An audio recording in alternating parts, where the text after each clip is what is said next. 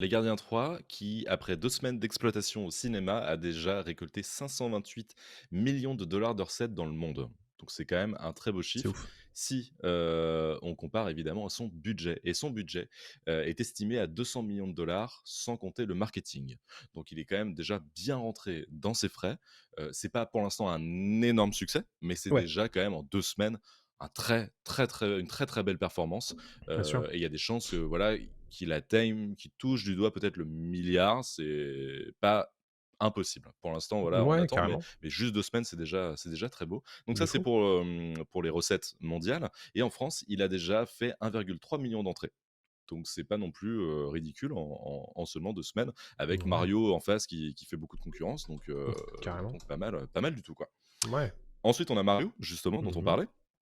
Mario qui lui, est déjà à 1,2 milliard de dollars de recettes dans le monde après 6 semaines d'exploitation. C'est juste, monstrueux quoi, donc évidemment il roule sur Ouais. tout le monde, avec un budget estimé, même si c'est un peu compliqué de le connaître, de 100 millions de dollars.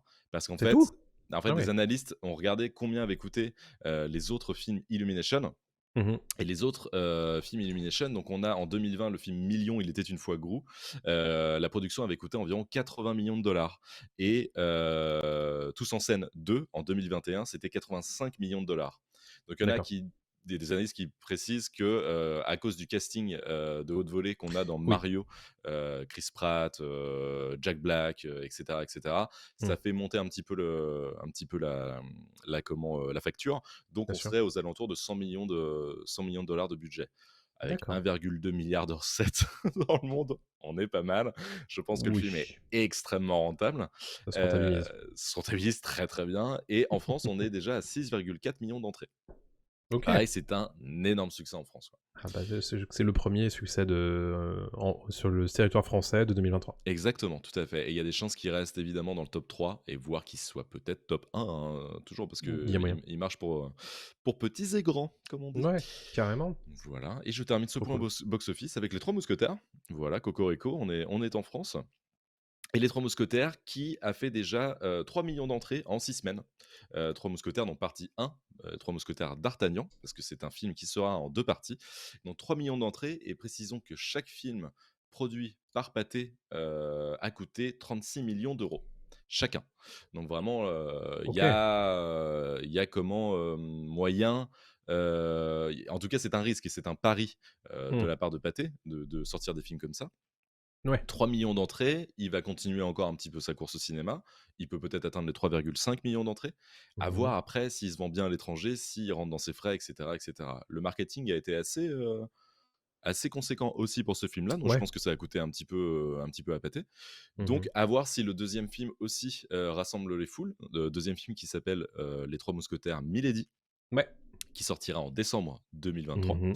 et qui mettra évidemment en scène, Eva Green encore plus, que dans le Ouais. premier, parce que Milady est jouée par Eva Green dans le diptyque et donc en tout cas, c'est rassurant d'avoir 3 millions d'entrées pour Les Trois Mousquetaires, que les gens, continuent d'aller voir des films de KPDP, ce qui est quand même pas, un genre, qui est, Oui. heu, qui est facile à faire en France Mmh. et qu'on avait un peu oublié en France.